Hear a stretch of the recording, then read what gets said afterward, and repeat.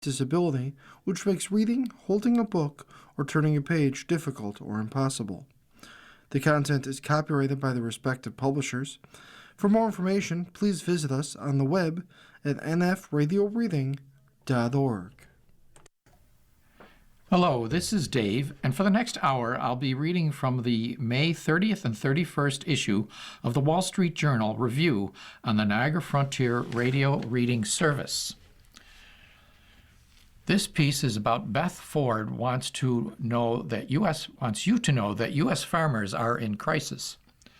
The Land O'Lakes CEO says it's time for America to wake up and take action. Talk about versatility. Beth Ford has worked at 6 companies spanning 5 industries, including Pepsi, Mobil, and Scholastic, before arriving at Land O'Lakes.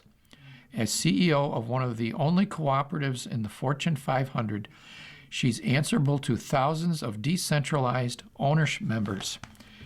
Half of the U.S.'s harvest acres flow through Land O'Lakes' network. What does she see from her vantage? A gathering storm in American agriculture. She believes the country isn't paying enough attention. With bankruptcies doubling in the past year, median farm income is trending downward, and roughly 90% of family-owned farms and ranches rely on alternative sources of income to survive. Fewer than 5% of farms are profitable. To raise awareness, Ford, 62, has brought farmers to President Trump's office to share their troubles. An outspoken advocate, she calls for immigration reform, a new farm bill, and infrastructure investment as she champions an industry contributing more than $1.5 trillion to the U.S. economy. As Ford hopscotches between the boardroom and farmer's barn, she confronts the daily realities of food insecurity and the threats to the sector's labor supply. Roughly 2/3 of U.S. agricultural workers are non-citizen immigrants. There's an intimacy to it, she says of her work in rural areas. In this job, you know the families, you know these communities. It's a real privilege. As a child in college, you had jobs ranging from detasseling corn to painting houses. How did that influence your thinking? You put yourself in moments of discomfort and then you just push through. I was grateful for the opportunity to earn money. I know firsthand that working people don't want handouts or pity. They want opportunity. You were born in Sioux City, Iowa, one of 8 children, to a largely absent father who drove a truck and a mother who was a nurse.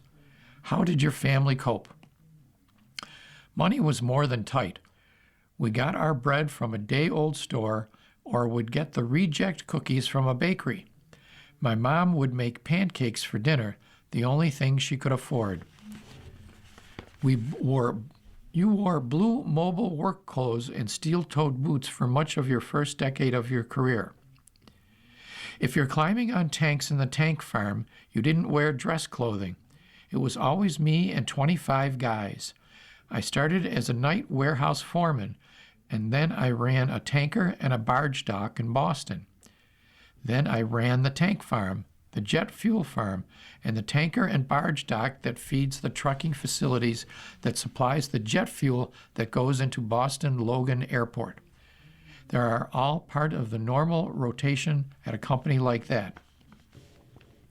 Can you maneuver a tractor? One of the first things you do as a Mobil oil trainee, you learn how to drive the tractor. If there's a fire that starts in the tank farm or on the property, you have to evacuate the site or move the equipment in case of a spill. What did you learn from your mother? With Mom, it was her resilience. She would say that we don't have a pot to pee in, but we have each other and we have enough. I learned from her an ability to power through with optimism. In teaching your 3 children humility hard because there's being raised more financially stable home, I say to them, if you date someone and they are rude to the server at the restaurant, they're not your person. That's just unacceptable. We had our sons do landscaping stuff, digging ditches. Why do you think some powerful people treat others badly, as if they are above everyone else? It saddens me, it really does. Because we forgot who we are. I think real power is when you're trying to help other people. What is luck to you in a professional environment? The first thing I say to interns is, we're not doing neurosurgery here, but the smartest thing you could do is build relationships. I've had the luck of people in my life who have helped me or who I've learned from. Take my wife, who is so measured. You are the first openly gay woman CEO of a Fortune 500 company. Tell me about your home life. My wife is not shy about telling me when she thinks I'm off. We have the same values. We share the same professional intention given her role as a chief investment officer for the Minnesota Board of Investment, a role of service. Presumably, most farmers don't have conference room. How do you work with them? We meet in the barn. I work with growers on their land for our cooperative model. I give them a view of what I'm hearing from a policy perspective in Washington and what the implications are, what I'm hearing about trade. How do you translate what you hear from the farmers into action? I think Americans don't really understand the fragility of the food system, the amount of work that goes into it, or the geopolitical instability. The most important work I can do is putting a voice to these issues, working on policy to stabilize the food system. One of the more challenging issues is that roughly 2/3 of U.S. agricultural workers are non-citizen immigrants. My responsibility is to continue to work the economic case for why immigrants are essential for the growth of the American economy. How do you thread the needle between supporting farmers and immigration issues with putting yourself in the crosshairs? When I go to Washington, and I'm on both sides of the aisle in terms of farm workers, there's a universal understanding that most of the time American citizens don't want these jobs. This is not an argument that immigrants are taking jobs from Americans. Tell me about bankruptcies, perhaps a significant reason farming such as a high suicide rate. Farmers wonder, where would we go? It's become harder for them to get an operating loan. They end up having to sell off sections of land, or they can't rent additional land, and eventually they risk bankruptcy. How do you split your energies between farm advocacy and running a multinational business? I feel a responsibility to educate people. 70% of the counties in rural America are food insecure. My advocacy is a recognition that we must advocate for communities for appropriate investment, and that's it in all of our interest to do that, not just in their interest. Revelations by the Sea by John Masco. Cape Cod, 1865 by Henry David Thoreau. Just before graduation, students at my high school were given 2 weeks to complete an independent senior project. I chose to follow the path of Henry David Thoreau's walk along the 28 miles of Cape Cod Beach between Eastham and Provincetown. That sojourn, along with Bare and Bended Arm of Massachusetts, had 2 results: a nasty case of tendinitis from several days' barefoot walk on slanted ground, and a series of meandering essays cataloging the wildlife I encountered and examining that favorite subject of every teenager, myself. I confess at the time I hadn't read Thoreau's Sandy masterwork. When I did finally, at age 30, I realized to my chagrin that in following his footsteps, I hadn't scratched the surface of his intellectual journey. When Thoreau set out for his first of 3 chronicled trips to Cape Cod in 1849, he was a virtually unknown hanger-on to America's foremost intellectual, Ralph Waldo Emerson. Civil Obedience, Thoreau's first work to achieve public notice, was published that same year. Although he lived on Walden Pond from 1845 to 1847, the resulting volume of nature-inspired introspection would not be published until 1854. Thoreau might have been surprised to learn that for latter Americans, his name would be shorthand for the use of nature as a lens through which to view the self. For he focuses at least as much attention on the natural world's own elemental power and its ability to mold humanity in its image. Perhaps nowhere does he do this more lucidly than in Cape Cod, a travelogue that asks us what it means to live surrounded by the ocean, a force of nature so powerful that it supersedes all human law, custom, and decency. What does that force do to the earth it touches and to the people who live there? Thoreau's account begins not on the Cape, but during his rail journey from Boston, when he joins a band of mourners and gawkers to survey a shipwreck on the town of Cohasset. The wreck of the St. John, which drowned over 100 Irish immigrants in 1849, is a fitting introduction both to the monstrous sea whose pummelings daily take and remake Cape Cod, and to the moral indifference of that process. If to toss and mangle these poor human bodies was the law of nature, Thoreau asks, why waste any time in awe or pity? Swaths of Thoreau's account feel impossibly lonely. We trudge through entire chapters bearing names like the sea and the desert, or the beach again, without meeting another living soul. In the absence of humanity, Thoreau interrogates every Cape Cod oddity he sees, from its 2-foot-high, 10-foot-wide apple trees to a fish found to have a church membership card lodged inside its bowels, and asks how they came to be there.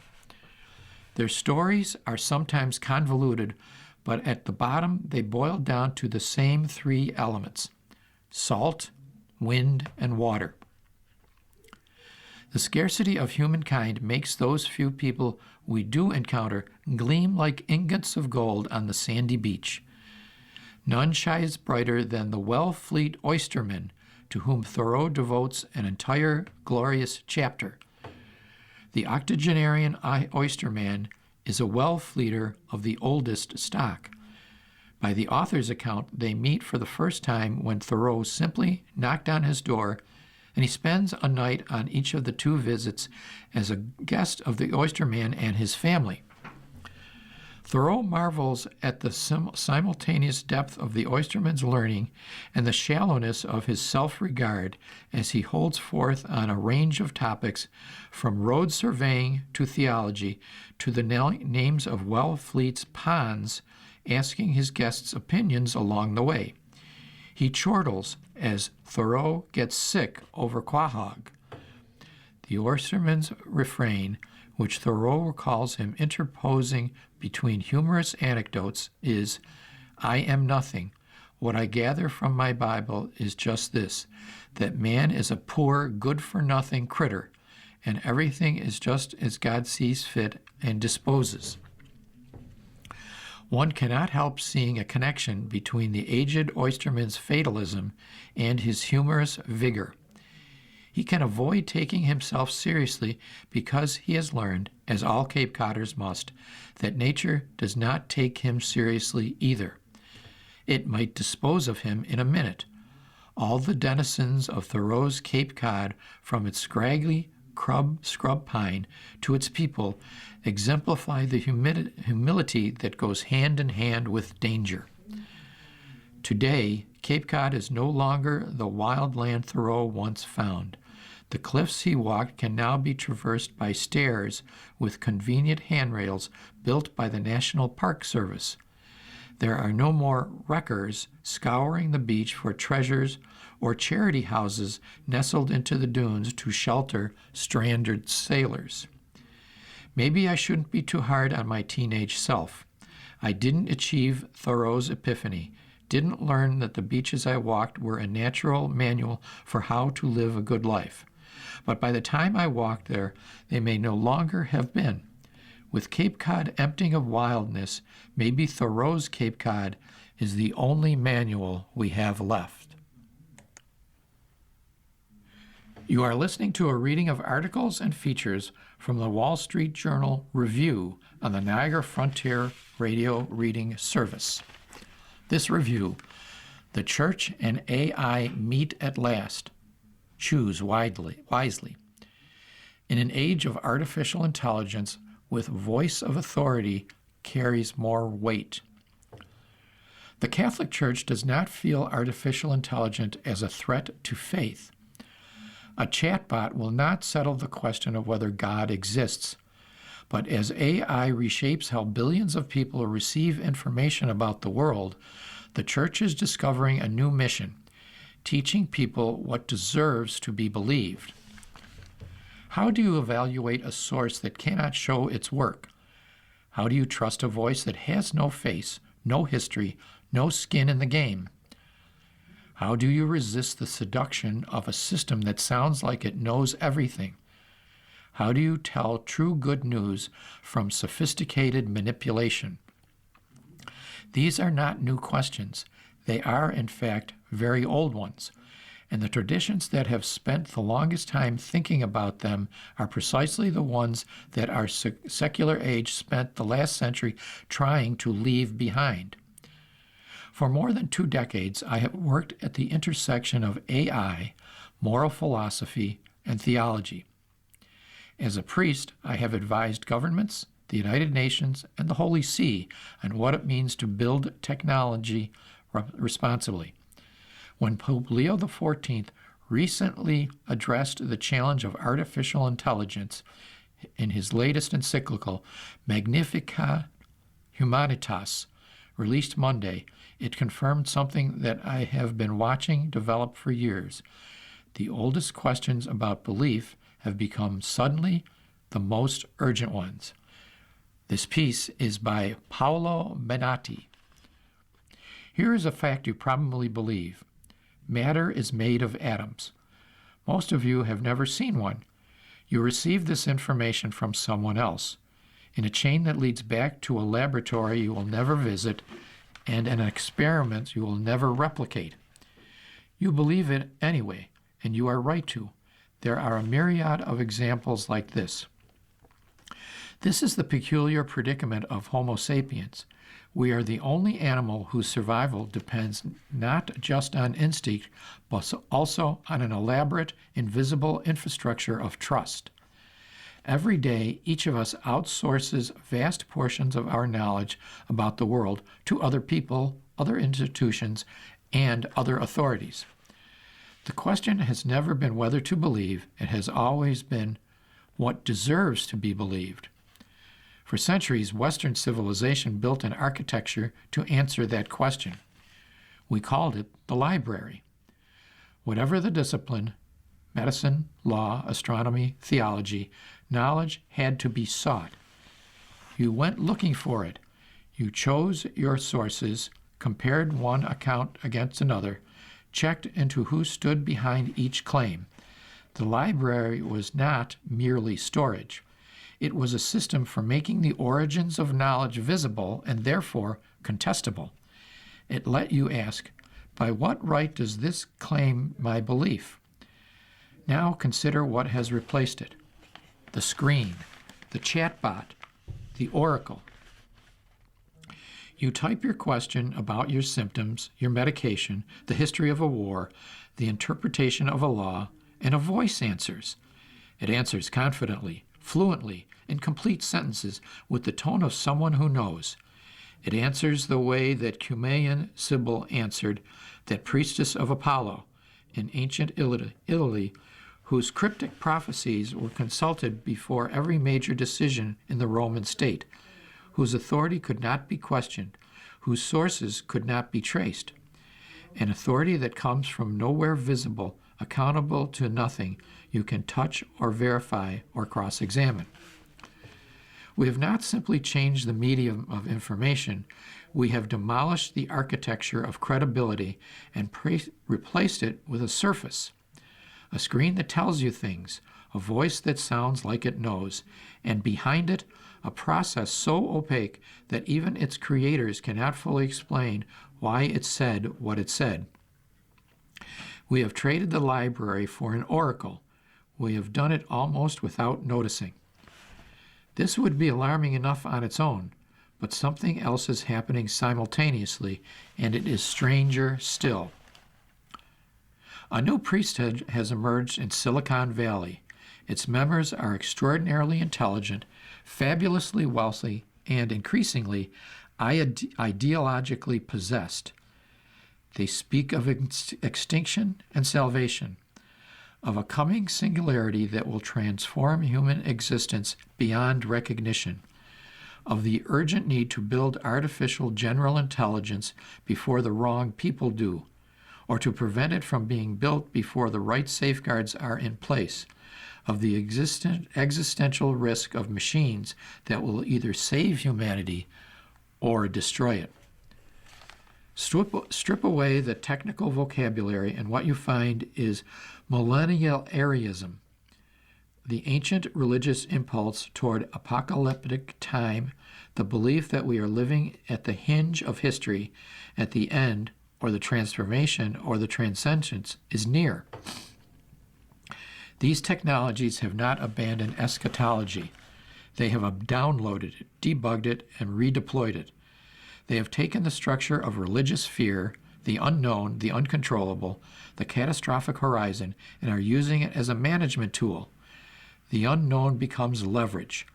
What we cannot predict becomes what we must fear, and fear, as always, is an excellent motor for obedience. But here's what the new theologically diverges most sharply from the old. The great religious traditions at their best promised salvation that was universal and unconditional. In Christian theology, the arms of Christ are spread wide on the cross, wide enough, the tradition insists, to embrace everyone. Even the thief crucified alongside him in the final minutes of his life, with nothing to offer and everything to repent, received the same promise. Today you will be with me in paradise. No prerequisites, no prior contribution, no credentials. The salvation on offer from our new technological eschatologists is rather different. The question is not who can browse the web. It is who controls what the oracle is trained to say, who shapes the models, who decides which truths get amplified, which get marginalized, and who captures the economic and political power that flows from those decisions. A handful of companies and their investors hold that power. The transformations they are engineering will touch every human being. The decisions about how to engineer them will be made by a very few. The asymmetry is not incidental, it is structural. Where does this leave the religious traditions, Christianity in particular? For decades, the common assumption has been that science, technology, and secular worldview would progressively render religion obsolete. Faith would retreat before fact. The supernatural would yield to the explainable. The church in this narrative was a rear guard fighting a losing battle against the inevitable disenchantment of the world. That story was always too simple, but it is now visibly wrong and for unexpected reasons. The great contribution of theology to human civilization was not primarily a set of metaphysical claims about the existence of God. It was the development of a rigorous discipline for evaluating criteria of credibility. To be sure, what theologians were investigating was, by definition, mysterious, unprovable in the way that scientific propositions are provable. But they had to develop their standards of evidence under conditions of radical uncertainty without the option of control group or a repeatable experiment. The methods they produced, careful, adversarial, institutionally embedded, historically tested, are for that very reason more directly relevant to our current predicament than any amount of algorithmic benchmarking. The Western tradition even developed a distinct vocabulary for the difference between being swept along by a persuasive voice and having genuinely good reasons to believe it. The Greek pistis, trust as social persuasion, became in Christian theology fideus, a structured commitment to the intellect to claim that cannot be directly demonstrated, grounded not in feeling or rhetorical, but in evaluated reasons. The Council of Nicaea, AD 325, was, among other things, the first large-scale institutional exercise in theological fact-checking. More than 300 bishops gathered from across the Roman Empire to resolve a dispute that was tearing Christian communities apart. Was Christ divine in the same sense as the Father, or a subordinate being, exalted, admirable, but ultimately created? This question is metaphysical. The process used to answer it was rigorous epistemological. The council did not simply take a vote and declare a majority right. It interrogated the criteria of credibility themselves. What makes a teaching trustworthy? What makes a source authoritative? What distinguishes faithful transmission from motivated distortion? It was, in the most literal sense, an editorial board convened to decide what deserved to be believed. The machinery was imperfect, the politics were real, and those who lost were not always treated well. The history of what followed, Nicaea, is not uniformly edifying. It is not lost on me that centuries later the Church would sometimes deploy its authority in ways that look less like rigorous discernment and more like top-down imposition of doctrine. Institutions that develop criteria for credibility can become themselves precisely the thing that needs to be scrutinized. That tension is not a reason to abandon the project. It is a reason to take it more seriously. 16 centuries before peer review, the Church was already asking, by what right does this claim my belief? The age of AI has not made religion irrelevant. It has made the problem of religion unavoidable. The problem of belief, of credibility, of the criteria by which one extraordinary claims earn our trust while another should be resisted. This is a philosophical problem. It is a social problem. And whether we are comfortable with this or not, it's at its core a theological one. We all believe in something. We have no choice. The only question is whether what we believe deserves it. In the age of oracles, learning to answer that question may be the most important thing any of us can do. Paolo Bernardi, a Franciscan friar of the Third Order and a Catholic priest, teaches moral philosophy at Luis Guido Carli University and is a professor of ethics and of technology at Seattle University. A day on Earth is getting longer as the planet's rotation slows. A change of milliseconds seems insignificant, but it can cause problems for our clocks, GPS, and navigation apps and satellites. Ever feel like the days are dragging on longer? Turned out you're right. We think of a day as 24 hours, but recent research indicates that days are lengthening ever so slightly. Over the past 2 decades, day length grew by a rate of about 1.33 milliseconds per century, according to a study published in the Journal of Geophysical Research, Solid Earth. The change is happening because the Earth's rotation is slowing down. The culprit, melting ice.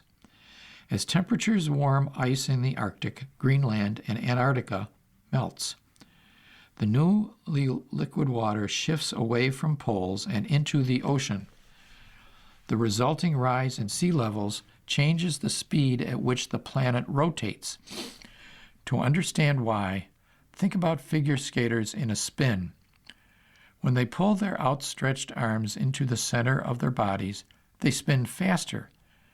That's because the speed of an object's rotation is influenced by its mass and where this mass is, said the study co-authored by Benedikt Soha, a geoscientist at ETH Zurich in Switzerland.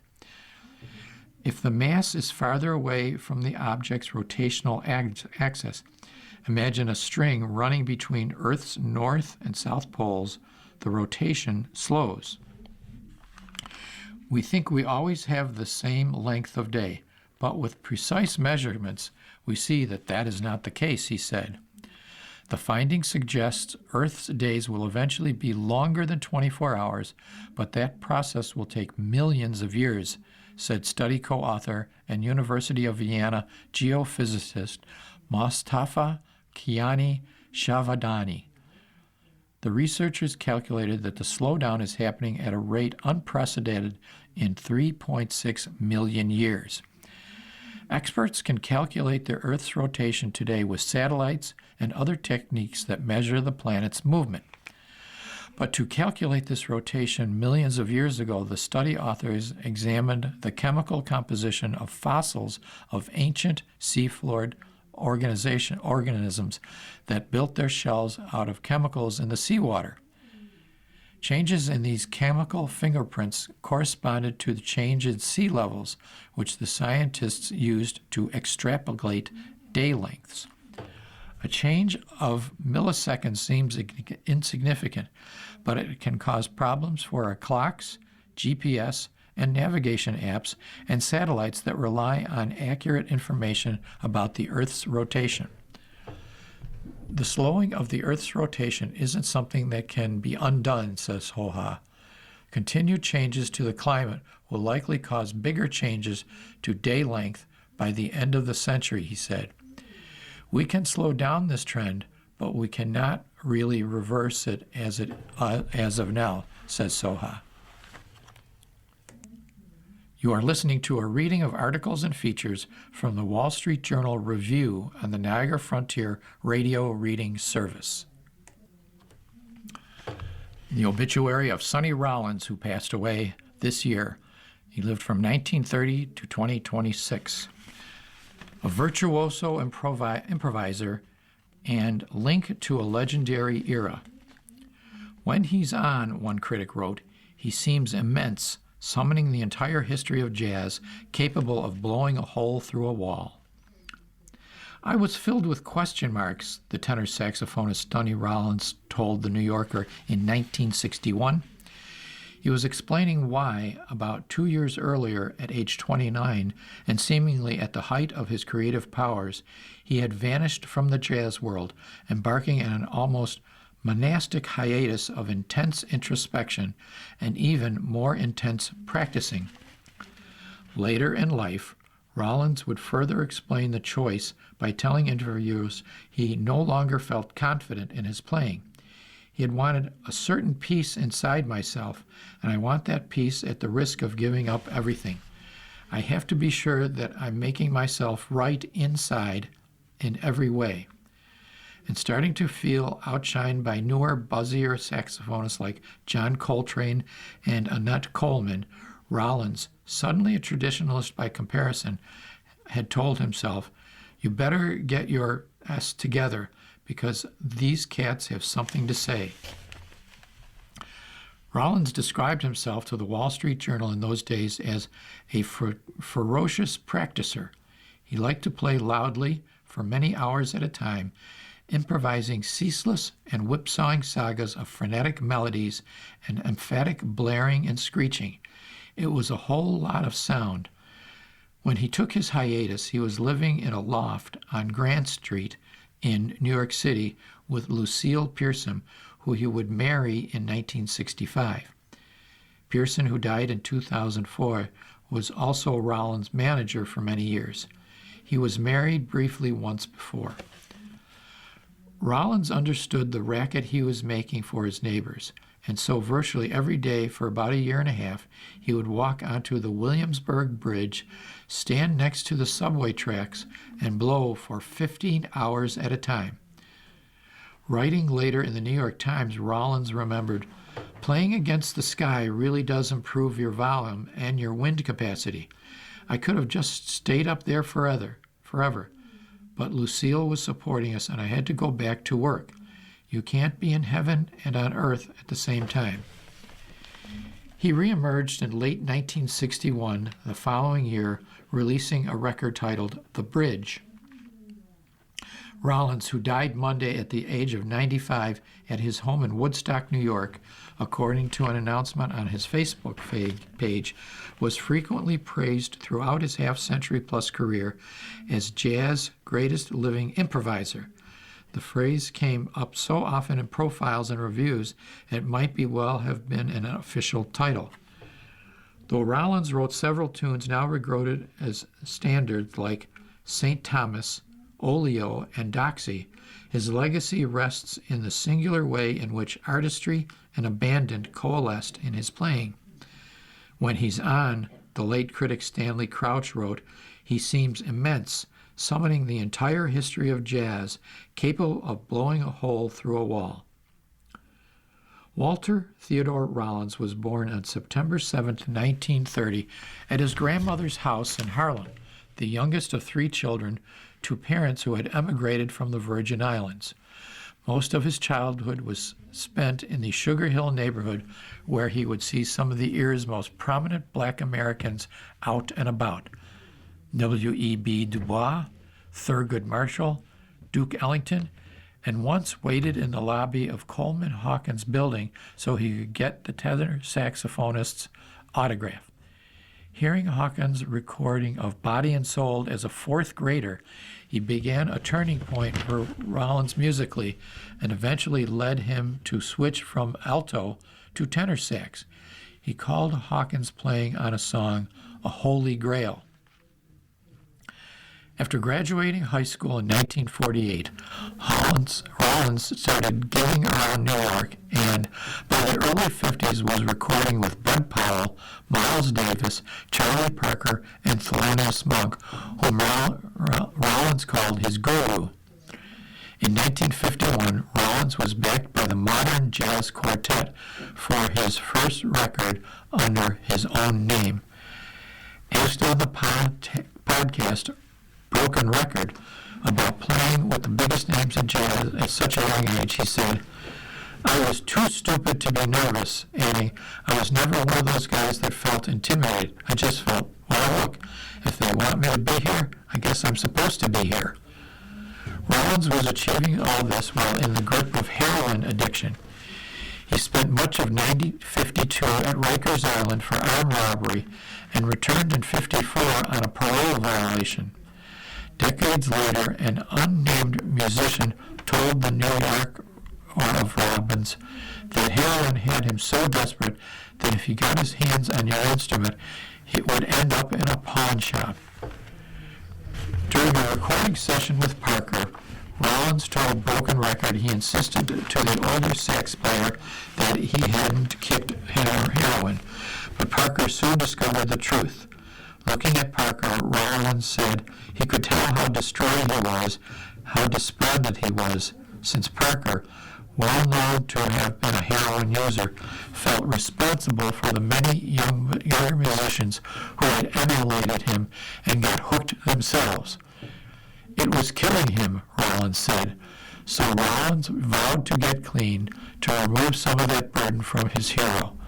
In 1955, he spent months in the U.S. Narcotic Farm, also known as the Lexington Narcotic Farm, a government rehab facility in Kentucky. Re-emerging, Rollins joined the Clifford Brown Max Roach Quintet in Chicago, a group whose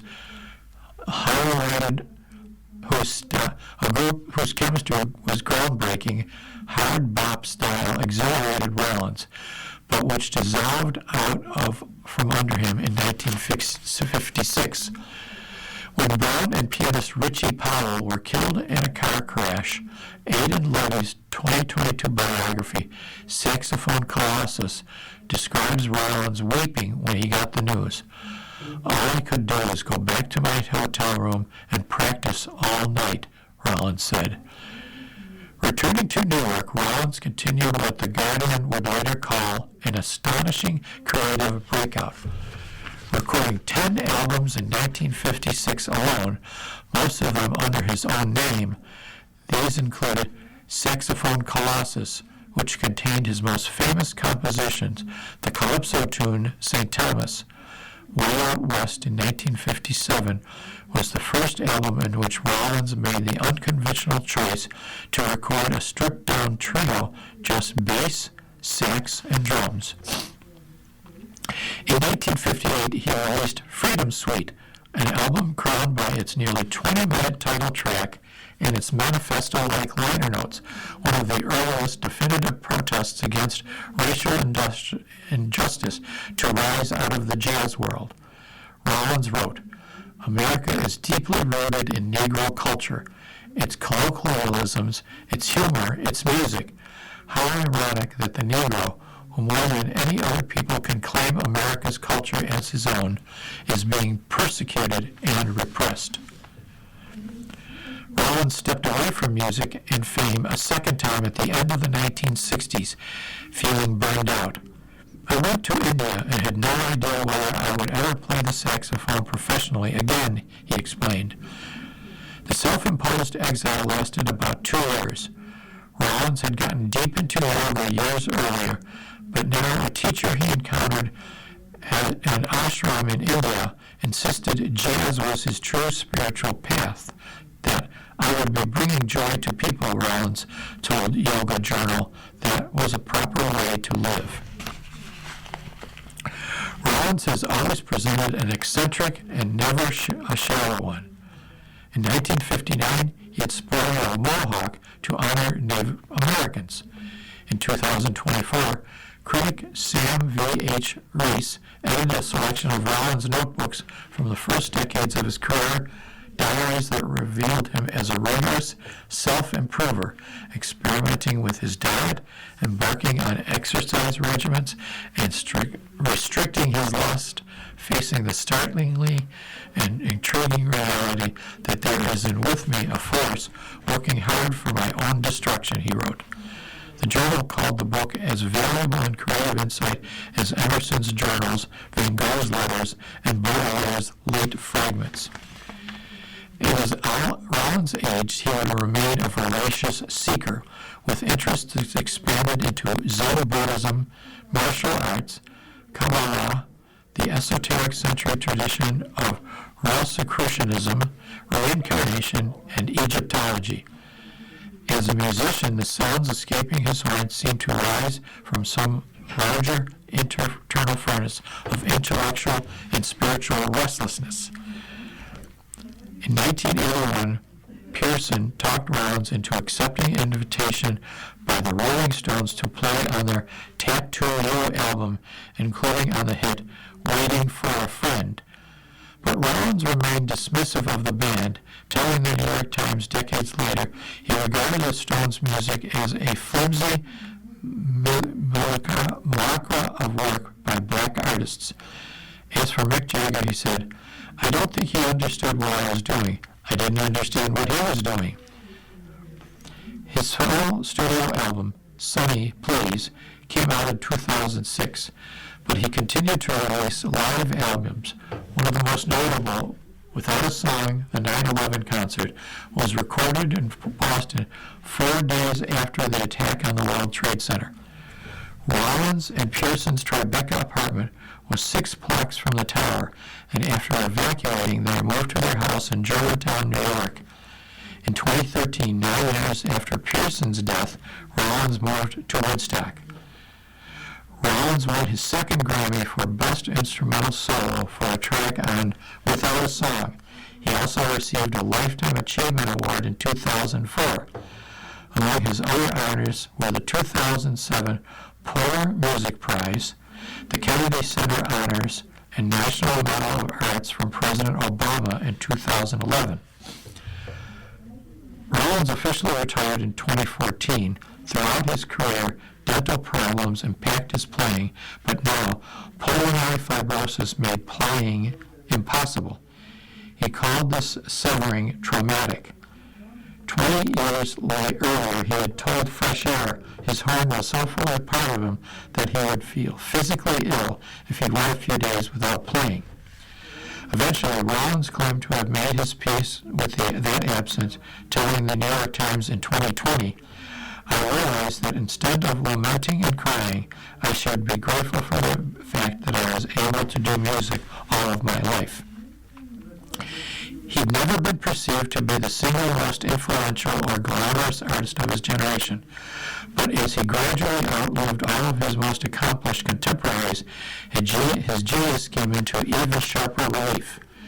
As Hans hit 85, 90, and then kept going, he came to be seen as the last man standing from arguably jazz's most legendary era, and he was venerated accordingly by younger musicians and critics. In this sense, his final years were spent standing all alone again. This time, he was the bridge. You are listening to a reading of articles and features from the Wall Street Journal Review on the Niagara Frontier Radio Reading Service. Book Review: Return of the Wild East. All stories are about wolves. All worth repeating, that is. Margaret Atwood. Watched and photographed by a host of humans, the annual migration of the sandhill crane, once nearly extinct, begins in Indiana wetland in the twilight of late fall. Tens of thousands of these birds, with their 6-foot wingspan, take off and head south for the winter, their plangent trumpeting drowning out all other sounds. As remarkable as the spectacle is itself, it's its location. The cooling ponds of a coal-fired power plant an hour's drive southeast of Chicago. I was there, Andrew Miller writes, to witness how something so wild and ancient, a wildlife migration that was dictated by food and sun and water, could fit so neatly into our modern world. The Sound of the Sandhills is the perfect overture to a book about the unlikely recovery of the charismatic megafauna of the American East that, before European settlement, existed in astonishing abundance, only to be killed off by hunters or displaced from their habitats by population spread, industrialization, and climate change, some to the point of regional eradication. In The Beasts of the East, The Rise and Fall of America's Eastern Wilderness, Andrew Moore recounts the 6 years he spent traveling throughout the eastern United States, interviewing and consulting with hundreds of people involved in or affected by wild animal management, with the intent of discovering how the animals of the eastern wilderness came to be so quickly extirpated, and how centuries later the undoing of that destruction at least has begun. This is a magisterial work of natural history and reportage. Mr. Moore, the author of Paw Paw, In Search of America's Forgotten Fruit, 2015, begins by demonstrating how, in reimagining and remaking the land, biologists and conservationists have taken the first steps toward saving the imperiled eastern ecosystem. This has involved cooperation between strange bedfellows, industrials, and old-school conservationists who champion sport hunting are working elbow to elbow with the most eco-woke environments.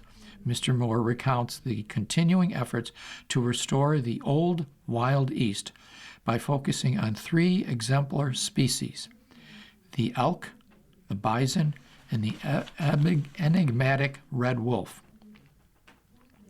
We learn that the Kentucky Coal Association boasted in the 1990s that by stripping and flattening the mountaintops to get to the coal, they had made it easier and less expensive to build industrial parks, federal prisons, and golf courses. But the 400,000-acre dead zone left by Starfire Coals and other companies was saved from such fates. It was reseeded and grown over by lush grass, and by 1997, an ideal habitat was created for the first of Mr. Moore's exemplars, the elk. Today in Perry County in eastern Kentucky, on thousands of square miles of land laid bare by various strip mining companies, elk are now thriving. With this success, Mr. Moore says, has come conflict between the environmentalists and the local residents regarding the elk as invasive pests, patrol their property with guns, including one woman in a nearby Stony Fork whose elk repellent of choice is an AR-15 assault-style rifle. The flagship restoration project of the bison, the icon of wild America that long ago had been driven west, was the 416-acre Nashua grasslands, now grown to more than 10 times its original size, established by the Illinois Nature Conservancy in the early 1990s on a former corn farm in northern Illinois. Tons of trash, ridden with glass and barbed wire, had been removed from Nashua in tractor trailers before the first of the bison could be reintroduced.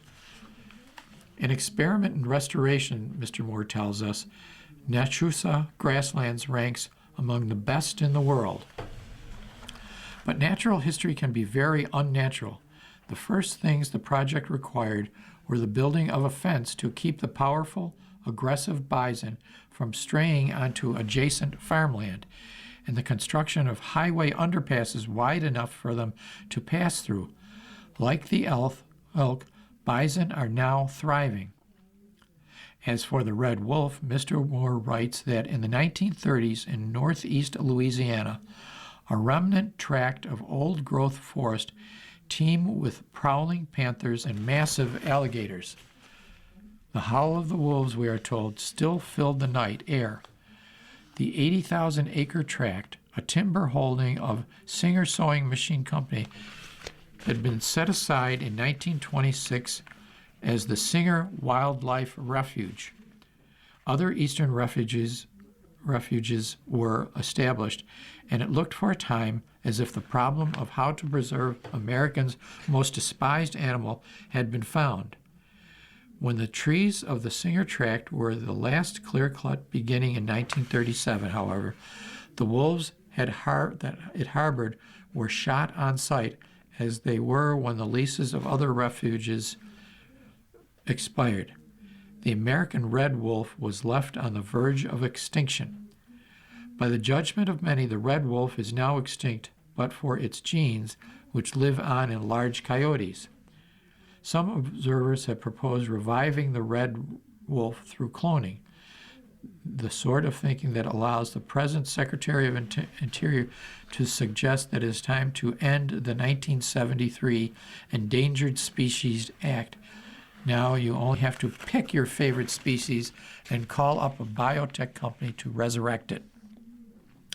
Mr. Moore laments that because of such thinking, the comeback of the eastern wilderness may be reversed. Cloning, he points out, has not yet succeeded in producing pure, historical animals of any kind. He also notes that a few hundred red wolves will still survive in captivity. Conservationists are holding out hope that a place in the wild where they might flourish will one day be found. And every square inch of the land is developed, Moore writes. There will be no future for any of the species whose biology requires a semblance of wild land. His hope is that we preserve more lands for the unknown, for the phantoms, for the descendants of the great native species. We might be surprised by what we learn.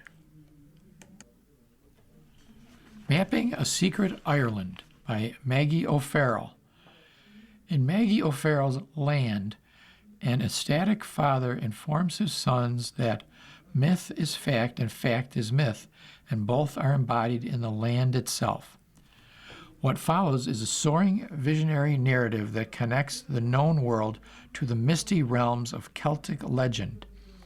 Spoken on a winter day in 1865, however, the words are terrifying to a 10-year-old Liam. The boy's father, Tomas, is a meticulous cartographer. Accuracy is his creed. Most importantly, the maps that Tomas draws for the British Survey of Ireland keep his family alive. Then one day the mapmaker stumbles on a sacred grove that delivers him a vision and a mission. Rejecting science and his British masters, Tomas vows to record the true history and prehistory of this region as an act of honor and resistance. His creation will be a map of how this land really is and how it has always been, and Liam will inherit the task. Barely 30 pages into this family drama, a swirl of colliding elements is in motion. Paganism and Christianity. The priest is summoned to exorcise Tomas's demon. British rule and Irish rebellion, ancestral bonds, and personal freedom. All are drawn together by the magnetic force of Ms. O'Farrell's characters.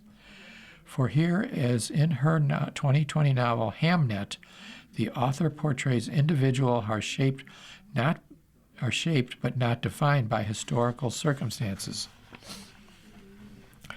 As the struggling men and women in land endure defeat and distrust victory, it is their frailty as much as their strength that wins our sympathy and holds our attention. At the novel's core are Tomas and his wife Finia, each bearing the psychic wounds of the mid-century potato famine that left them orphaned and adrift until they found each other. Together, survival is their skill. On Tomas's British wages, they raised their sons Liam and Eugene and daughter Enda and Rosie. The security vanishes, however, when Tomas devotes himself to mapping hidden truths. Soon the family finds itself at the mercy of poor soil, fickle weather, and a heartless landlord on the westernmost scrap of Europe. Emigration is one escape. Liam and Enda leave by choice. Liam for India as a Jesuit missionary and Enda for America with her fiddle, though leaving it is a heartbreak. Their vessel leaves a smooth filigree edge road on the ocean that vanishes and erases itself, Edna notices on her voyage, so that they can never find their way back, even if they want to. Rosie and Eugene are later forced to flee when assault on Rosie by the landlord's son places them both in jeopardy. The emigrant ship is one of many familiar images from Irish history that surface throughout Miss O'Farrell's saga, which largely spans the period from 1865 to the Irish Civil War. Her lyrical descriptions bring fresh poignancy to well-worn scenes of exile, though her narrative slackens a little on foreign terrain. Leon's religious crisis in India, for example, is a test of both his faith and of the reader's patience, while the outcome of Enda's romance with an Eastern European is something less than a revelation. Land regains traction when it returns to Ireland and to its mythic theme, which meanders from the Neolithic era to the 20th century, which detours to more fantastical regions. At the core of Land is the sacred grove that enchanted Tomas and survives as a point of confluence between our world and other worlds. Another such portal, the prehistoric grave of a girl sacrificed to the harvest gods, delivers a gold ring to Eugene, who has from infancy been a mortal favored by the immortals. Nothing goes away, the omniscient narrator observes of a ruined cottage that Tomas rebuilds in a frequently bleak narrative that belief at least is comforting. On land once ravaged by famine, holy wells and fairy rings retain their power. Woodland spirits and wolfhounds guard Tomas's most vulnerable children, but Ms. O'Farrell is often at her best on solid ground, observing a stream as it flounces over rocks, or a host of flowers trembling in a spring breeze. An Irish mapmaker and his family take strength from a connection to the country's mystic past. In such moments, the Irish landscape comes to life. Her characters, too, are most animated when confronting the reality. The following program is intended for listeners who are blind, have low vision, or have another print disability, which makes reading